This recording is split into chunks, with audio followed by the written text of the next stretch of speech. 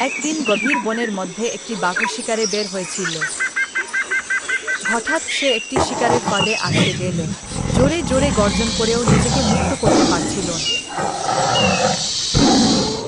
ওদিকে কাছেই একটি হরিণ আনন্দে লাফিয়ে লাফিয়ে খেলা করছিল। হঠাৎ সে বাঘের গর্জন শুনতে পেল। সাহস করে সে কাছে গিয়ে দেখল বাঘ ফাঁদে আটকে কষ্ট পাচ্ছে। যদিও বাঘ তার শত্রু, কিন্তু দয়ার কারণে হরিণ তার ছোট্ট শিং দিয়ে ফাঁদের দড়ি খুলে দিল। বাঘ মুক্ত হয়ে অবাক হয়ে তাকিয়ে রইল হরিণের দিকে। ঠিক তখনই একটি শিকারী বন্দুক হাতে এসে গেল। শিকারী হরিণকে লক্ষ্য করে বন্দুক তুলল, কিন্তু বাঘ গর্জন করে তার সামনে দাঁড়িয়ে গেল। ভয় পেয়ে শিকারী দৌড়ে পালিয়ে গেল। হরিণ অবাক হয়ে বলল, তুমি আমাকে কেন বাঁচালে?